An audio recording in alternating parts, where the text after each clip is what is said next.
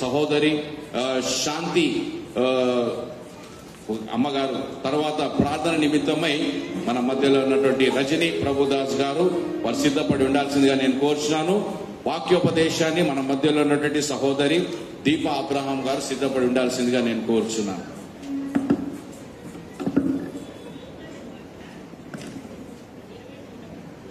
వార్త 23వ అధ్యాయం 42-43. యేసు నీవు నీ రాజ్యంలోకి వచ్చినప్పుడు నన్ను జ్ఞాపకం చేసుకున్నామనెను. అందుకు ఆయన వానితో, నేడు నీవు నాతో కూడా పరదేశంలో ఉందని నిశ్చయముగా నీతో చెప్పుచున్నానెను. ఈ వాక్యం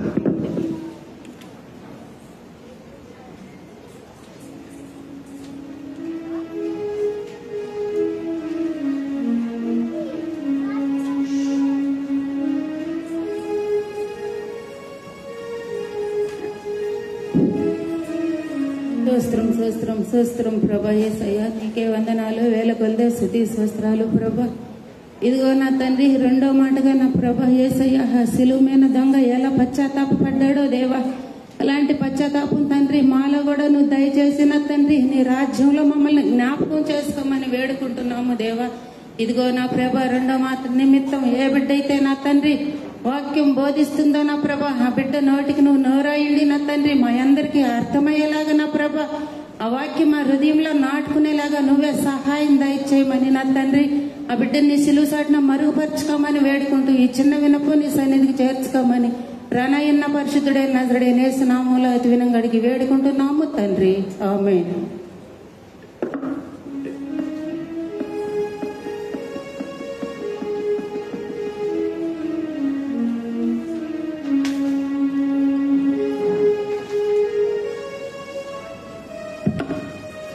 దయచేసి గమనించాలి, రిఫరెన్స్ ఇచ్చేటప్పుడు అది అందరికి వినిపించలేదు కనుక నేను మైక్ ప్రతి మాటకు ఒకరికి ఇస్తాను.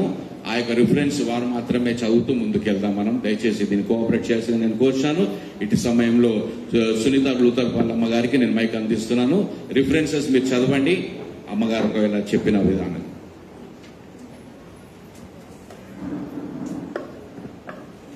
పరిశుద్ధ దేవుని నామం నాకు వందనాలు చెల్లిస్తున్నాను. మరి అమూల్యమైన సమయం నాకు అనుగ్రహించినందుకే దేవాది దేవానికి వందనాలు. అదేవిధంగా సంఘ కాపరికి, కమిటీ మెంబర్స్ కి, సంఘం అంతటికి కూడా నా నిండైన వందనాలు.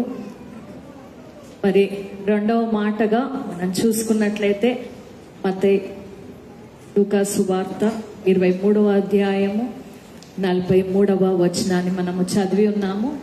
అందుకు ఆయన వానితో, నేడు నీవు నాతో కూడా పరదేశంలో ఉందువని నిశ్చయముగా నీతో చెప్పుచున్నానెను.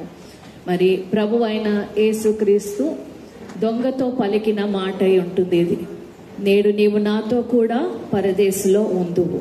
మరి ఆ పైన వచనం మనము చూసినట్లయితే 42వ వచనం చదివి వినిపించాలి. ఆయనను చూచి యేసు, నీవు నీ రాజ్యంలోనికి వచ్చినప్పుడు నన్ను జ్ఞాపకం చేసుకొనుమనెను. ఇక్కడ చూస్తే దొంగ దేవుని యొక్క ఆయన యొక్క పిటిషన్ పెట్టినట్లుగా మనం చూస్తున్నాం. యేసు నీ రాజ్యములో నన్ను జ్ఞాపకము చేసుకొనుమని. మరి ఇక్కడైతే చూస్తున్నాము ఇద్దరు దొంగలను మనము చూడగలుగుతాము. ఇద్దరు దొంగలు కూడా దేవునితో పాటు యేసుక్రీస్తు ప్రభులతో పాటు వారు వేలాడదీయబడినట్లుగా చూస్తున్నాం. కానీ ఇక్కడ ఒక్క దొంగ మాత్రము తన హృదయాన్ని తెరిచి యేసుక్రీస్తు ప్రభుల ఆయన యొక్క మరి ఇష్టాన్ని కనుపరుస్తున్నట్లుగా మనము చూస్తున్నాం. అంటే పరదేశంలో నేను నీతో కూడా ఉండుటకు నాకు ఇష్టమై ఉన్నది అని చెప్పి ఆయన ఇష్టాన్ని అక్కడ ఆయన కనుపరుస్తున్నాడు. కానీ ఈ లేఖనాల్లో చూసినట్లయితే డైరెక్ట్ గా మనం చూడగలుగుతాము ఆయన దేవుని యొక్క తన యొక్క విజ్ఞాపన తెలుపుతున్నట్టు. మరి ఇంకొన్ని సువార్తల్లో, వేరే సువార్తల్లో మనం గమనించినట్లయితే దీనికంటే ముందర ఈ దొంగ కూడా దేవుణ్ణి అనేక మార్లు నిందించినట్లుగా మనము చూస్తాం. మత్తయి సువార్త 23వ అధ్యాయము మత్తయి సువార్త 27:44. మత్తయి సువార్త 27:44. ఆయనతో కూడా సిలువ వేయబడిన బందిపోటు దొంగలను అలాగే ఆయనను నిందించిరి. మధ్యాహ్నం మొదలుకొని ఇక్కడ చూసినట్లయితే ఆయనతో కూడా సిలువ వేయబడిన బందిపోటులు అలాగే ఆయనను నిందించిరి. అంటే నిందించిరి అనగా ఇద్దరు కూడా ఆయనని నిందించినట్లుగా మనము చూస్తున్నాము. మరి ఇక్కడ నిందించిన ఈ దొంగ ఈ యొక్క మాటలను వింటున్నాడు. అక్కడ అనేకులు కూడా ఇదే అధ్యాయంలో 38 నుంచి చూసుకున్నట్లయితే అక్కడ అనేకులు ఆయనని దూషిస్తున్న మాటలు వినగలుగుతాం.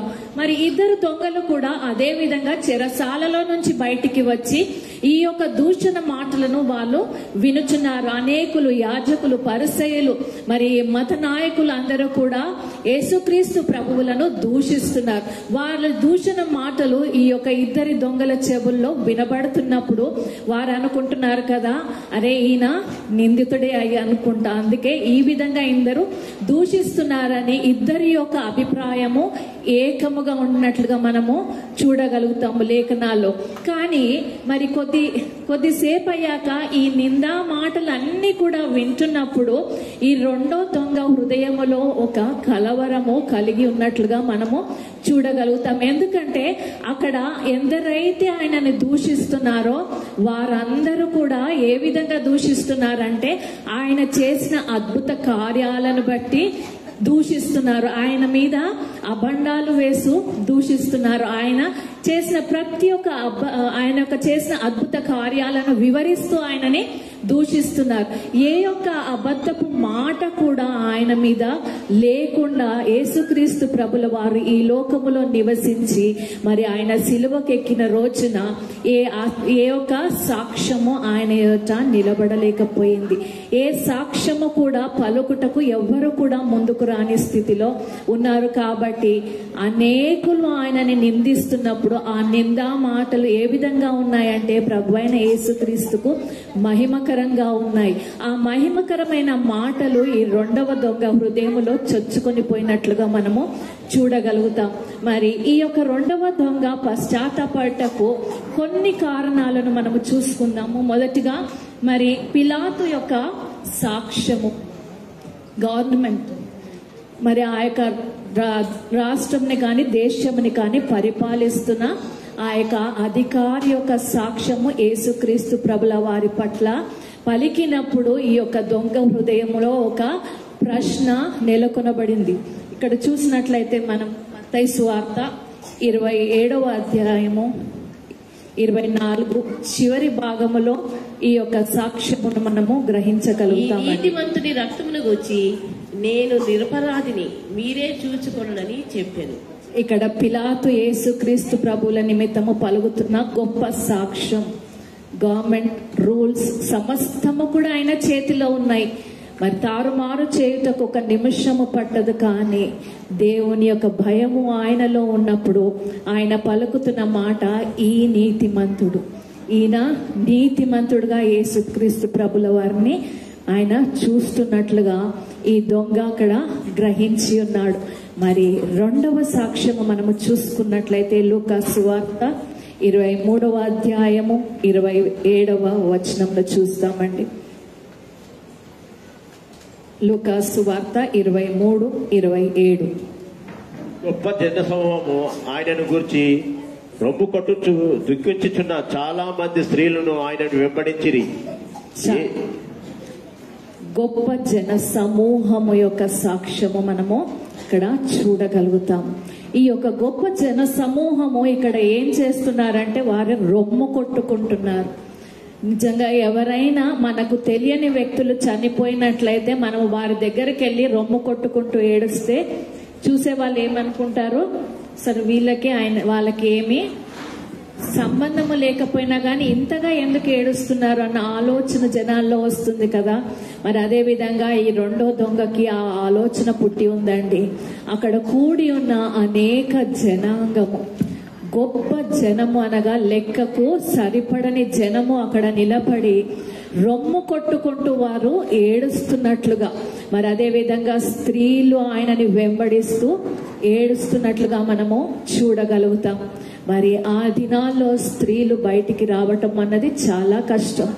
కానీ వారు తెగించి యేసుక్రీస్తు నిమిత్తము వారు బయటికి వచ్చి వీధుల్లో నిలబడి వారి హృదయాలని కొట్టుకుంటూ వేదనతో బాధతో మరి వారు ఏడుస్తున్నప్పుడు ఈ దొంగ ఆ యొక్క ఏడుపులను ఆ రోదన ధ్వనిని విని ఉన్నాడు. కాబట్టి ఆయన హృదయములో ఇంకా అన్వేషణ కొనసాగుతూ ఉంది.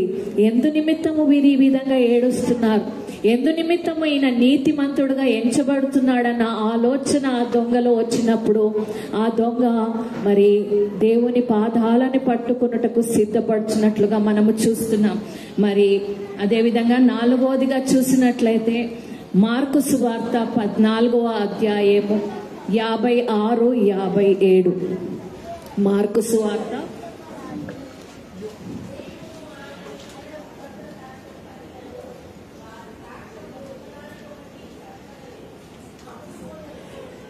చాలు.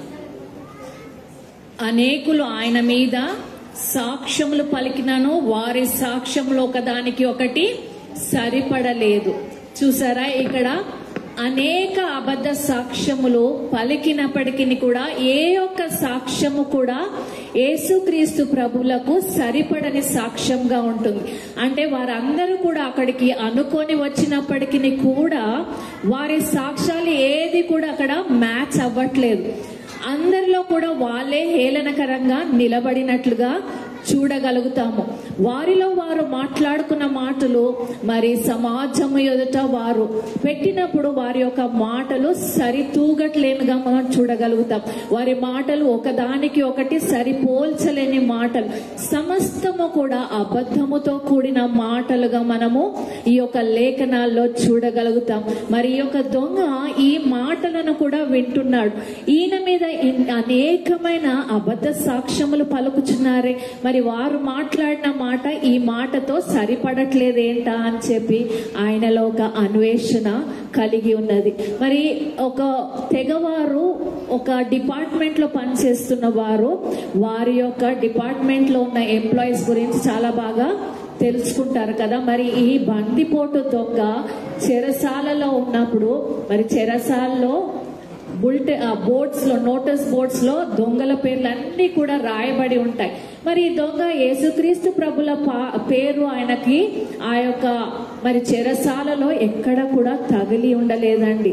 ఎందుకంటే ఈయన నీతిమంతుడు కాబట్టి యేసుక్రీస్తు ప్రభుల వారిని ఈ దొంగ మరి ఏ యొక్క దుష్ట స్థలములో కూడా చూడని స్థితిలో ఉన్నాడు. కాబట్టి ఈయన ఆశ్చర్యానికి గురి అవుతున్నాడు. ఇది మాకైతే సరిపోతుంది, కానీ ఈ నీతిమంతునికి ఎందుకు ఈ విధంగా జరుగుతుందన్న ప్రశ్న ఆయన హృదయంలో నెలకొన్నప్పుడు దేవుడు ఆయనతో మాట్లాడుతున్నాడు. మరి ఇది వరకు మన సహోదరుడు మొదటి మాట ద్వారా మాట్లాడిన రీతిగా, తండ్రి వీరేమి చేయించున్నారో వీరెరుగరనుక వీరిని క్షమించు మన మాట ఆ బిడ్డ హృదయములో చొచ్చుకొని పోయి ఉన్నట్లుగా మనం చూస్తున్నాం. మొదటి మాట మాట్లాడగానే ఈ యొక్క బిడ్డ హృదయంలో ఒక పశ్చాత్తాపాన్ని గ్రహిస్తాం. అంతకు ముందంతా కూడా ఆలోచనలో ఉన్నాడు. ఏమి మాట్లాడాలో అర్థము కాని స్థితిలో అన్ని అన్వేషిస్తూ ప్రతి ఒక్కరి మాటలను ఆయన ఆలోచిస్తూ చెవిన పెట్టుకుంటూ చివరిగా వచ్చినప్పుడు యేసుక్రీస్తు ప్రభుల వారు క్షమించుటకు అర్హుడు అని ఎప్పుడైతే తన యొక్క చెవిలో పడిందో అలర్ట్ అయిపోయాడు.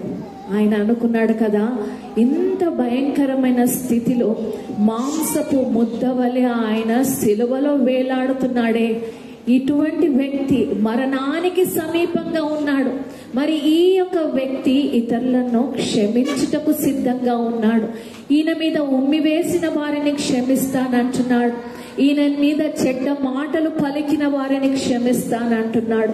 మరి భయంకరమైన మరి పెడుగుద్దులు గుద్దిన వారిని క్షమించుటకు సిద్ధముగా ఉన్న ఈ వ్యక్తి నన్ను రక్షించుటకు సమర్థుడు అని చెప్పేసి ఆయన నోరు తెరిసి ఆయన పలికిన మాట ఏంటి? యేసు, నీవు నీ రాజ్యములోనికి వచ్చినప్పుడు నన్ను జ్ఞాపకము చేసుకోమని పలికినప్పుడు ఆయన అనుకున్నాడు కదా, ఎప్పుడో జ్ఞాపకం చేసుకుంటాడేమోలే, నీ రాజ్యంలోనికి వచ్చినప్పుడు నన్ను జ్ఞాపకము చేసుకోనమని తండ్రి ఎదుట అడుగుతూ ఆయన ఆలోచన ఏ విధంగా ఉంది అంటే, ఫ్యూచర్లో ఆయన వెళ్ళినప్పుడు రాజ్యము సిద్ధపడినప్పుడు దేవుడు నన్ను జ్ఞాపకం చేసుకుంటాడేమో అన్న ఆలోచనలో ఉన్నప్పుడు ప్రభు అయిన యేసుక్రీస్తు ప్రభుల వారు మరి దొంగతో పలికిన మాట, నేడు నీవు నాతో కూడా పరదేశం, తక్షణమే ఎంబటే నేను నిన్ను నాతో పాటు తీసుకెళ్తానని మరి ఇక్కడ ప్రత్యేకత చూసినట్లయితే ఈ దొంగ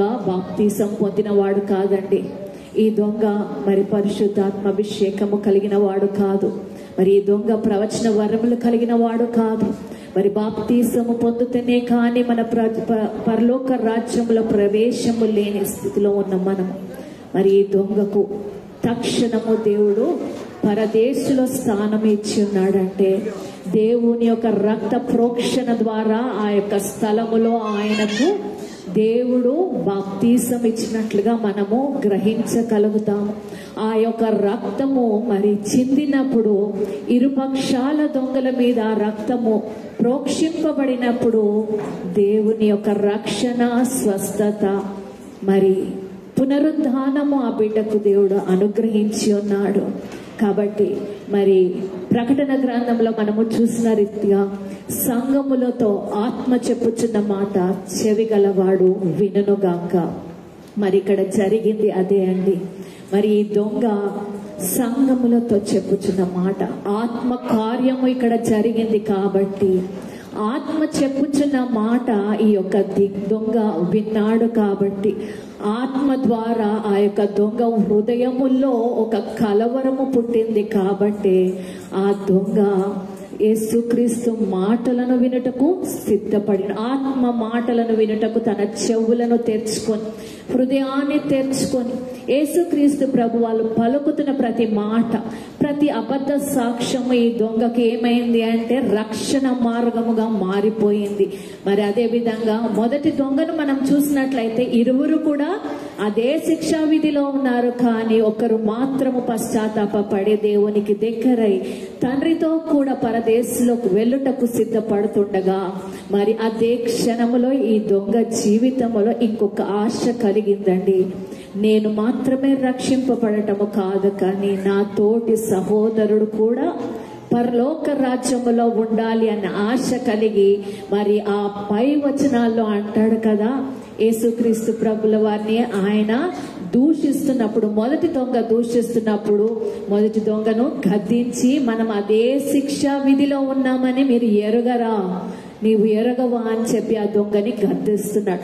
అది ప్రేమతో కూడి ఆయన గద్దిస్తున్నాడు. ఆశ కలిగి ఉన్నాడు. పశ్చాత్తాపముతో పరలోకమునకు వెళ్ళుట, పరదేశంలో వెళ్ళుటకు సిద్ధమై ఉన్న ఈ దొంగ తన తోటి సహోదరుని కూడా పరదేశంలోకి తీసుకువెళ్లాలన్న ఆశ అక్కడ ఆయనకు పుట్టి ఉందంటే ఆయన మరణ శయ్యలో ఉన్నప్పుడే ఆ యొక్క రక్షణను పొందుకొని ఆ రక్షణను ఇతరులకు పంచుటకు సిద్ధపడి ఉన్నాడు ఈ దొంగ.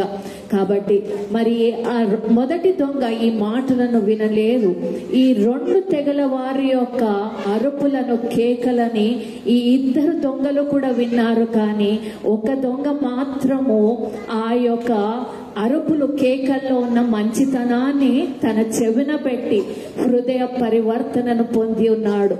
కానీ మొదటి దొంగ ఏం చేశాడంటే తన విముఖుడై ఉన్నాడు. తన ఆ యొక్క పలుకుచున్న సాక్ష్యాలను లక్ష్య పెట్టక కేవలము యేసుక్రీస్తు ప్రభువు మరి దోషుడని, నిందితుడని ఆయనని ఆ యొక్క మొదటి దొంగ చూసి ఉన్నాడు. కాబట్టి మరి ఒక గుంపుకు చెందిన మాటలను విని ఉన్న ఈ మొదటి దొంగ నిత్య నరకమునకు పాత్రుడుగా మారాడు. మరి ఇంకొక గుంపుకు చెంది ఉన్న జనాల యొక్క కేకలను, అరుపులను, రోదనలను, సాక్ష్యములను వినినప్పుడు అది అంగీకరించి నిత్య జీవములోనికి యేసుక్రీస్తు ప్రభులతో నడిపింపబడి ఉన్నాడు. కాబట్టి ఈ దినమున దేవుడు మనందరితో మాట్లాడుచున్నాడండి.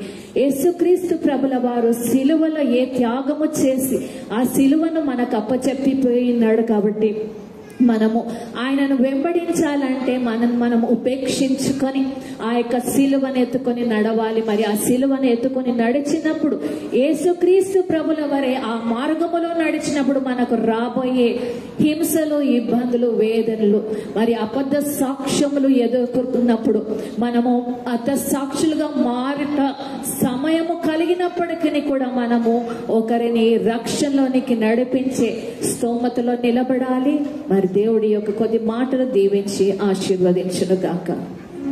నీవు నాతో పరదైసునా